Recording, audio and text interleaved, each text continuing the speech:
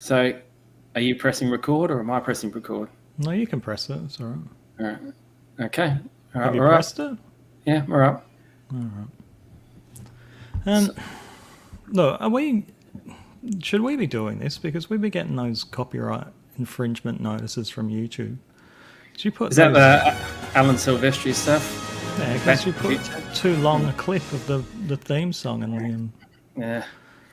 So I don't know. Like, should we be showing our faces on YouTube if we've got people after us? Don't worry about it. I've got an idea. Hello and welcome to the Superpower Dare Die team. I'm Peter. And I'm Ricky, and today we're reviewing the 1959 movie Some Like It Hot. It stars Jack Lemmon and Tony Curtis and Marilyn Monroe. And of course, most famously Marilyn Monroe, directed by Billy Wilder, who I know for Sunset Boulevard, but I know he was a big director in the day. And then we did The Apartment with Jack Lemmon. I know Christopher Lee was a big fan. I thought you were about to go with Christopher Lloyd. Christopher Lee. So had you seen this previously? Or? This is a new thing for us. I think we both decided to, because there'd be people wondering, why are we reviewing Some Like It Hot? And this was kind of, we were talking about classic films that neither of us had seen. And this is rated as a classic. This is rated as one of the best comedies of all time. And so we both hadn't seen it. Thought we'd give it a go. I have to admit, I find this one a hard one to review because I'm watching this with my 2022 lens, and this was something that was made in 1959. So I could see the humour in it back then, and even Billy Wilder was pushing boundaries back then. In that era, the idea of two, like Tony Curtis was your hot leading guy, and Jack Lemmon was an up and comer, and the idea of having two guys dressed up as females throughout a whole movie, scandalous too. Like it was, but like, it'd be shocking. Apparently, audiences at the time just found it an absolute riot. Hilarious. Apparently, there was a lot of in-house references. There was a lot of jokes. Like the guy that played the gangster was basically parodying characters he'd done before. Okay. So a lot of those background characters Billy Wilder cast, especially because they were kind of parodying roles that they'd done before. Like I said, I went into this one. It was hard because I know it's a well-revered movie, because I knew it wasn't going to be as funny as what people thought it was. Well, it's different. It's sort of a different humor. It's a different time. Like I appreciated it for what it was. Absolutely. Men dressing up as women to escape things has become a bit of a trope in movies. Like there's lots of different things, from Nuns on the Run that was the one. To White Chicks, Big Mama's House, all these movies that we've probably seen. And probably even stealing some of the ideas from that. And that's the problem with seeing a movie. A lot of it's ruined for you because you either know bits and pieces. I can appreciate it for the movie it was, absolutely. What part did you laugh at? I think, and most of it was to do with Jack Lemmon's performance. I thought he was great in this. Yeah, like I can't say I'm a Jack Lemmon fan, but I thought his character had a bit of a growth, and at the beginning he was a bit, on a train with all these girls in their 90s and being a bit of a perv and, checking all the girls, and then like once he started getting treated a bit poorly by some men, he was like, this is what women have to put up with, sort of thing, and he became more sympathetic, especially towards what Tony Curtis was doing with Marilyn Monroe.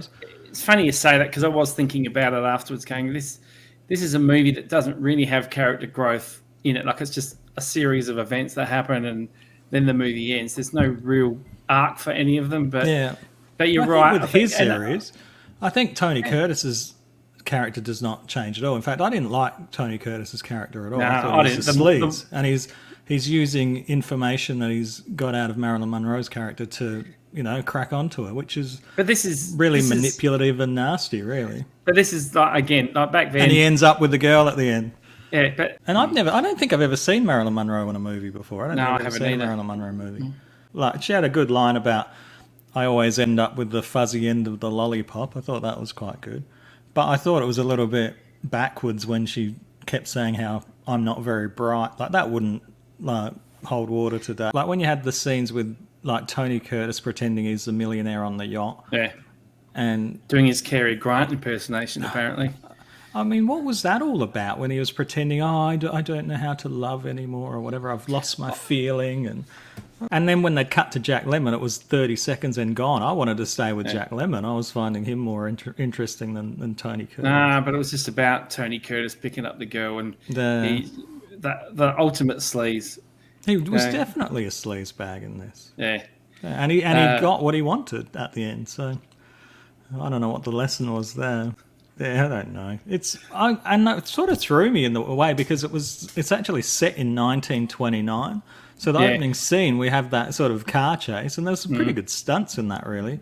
But with the old cars, and the first thing I thought was, is this like cars weren't like this in 1959? And then it was 1929, so it's set around the bootlegging era and the Roaring '20s.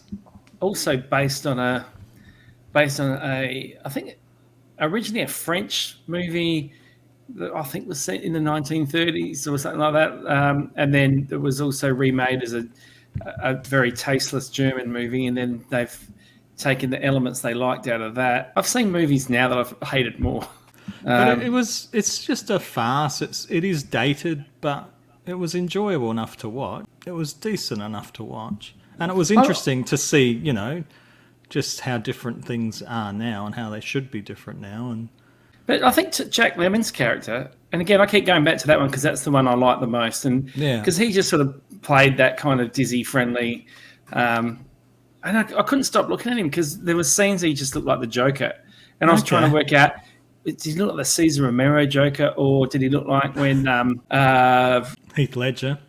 Heath Ledger. I don't know why I couldn't remember that. He was just fun, and also the one that was going when he's walking wearing a dress for the first time, he's going, I feel so exposed, and there was a great bit of double entendre that I saw the first time they arrive at Florida, and they're going in the hotel, and the rich millionaire who's trying to pick Jack Lemmon up, insisting that help him bring the bags up, and you watch the elevator, so you're seeing the elevator arm rise up, and then it's like ding, and then straight back down.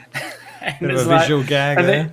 It was a bit of it. And it's like, because I think he touched her up in the elevator. He pinched her.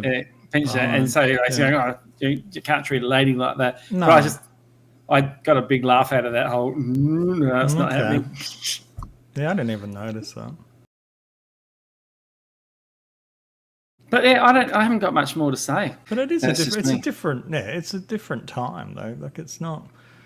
You can't really probably review it by today's standards because back then it was probably, you'd never seen anything like that. It might be something like the first time I saw There's Something About Mary, there was stuff in that you'd never seen in a movie before, and it was a bit shocking but funny. And now, there's always some sort of movie that takes it to the next level, or introduces something we haven't seen. Like Die Hard was one of those. Not a Christmas movie. It's a movie Christmas movie. It's a movie that happened at Christmas time. It's not a Christmas movie. It's a Christmas movie. Happened at Christmas time. Thank you for watching our review of Some Like It Hot. If you enjoy our videos, you can like and subscribe to our YouTube channel. You can follow us on Instagram and Twitter, and you can join our Facebook page, which is reasonably active. Thanks for watching, everyone. We'll see you at the next review. Thank you. Goodbye.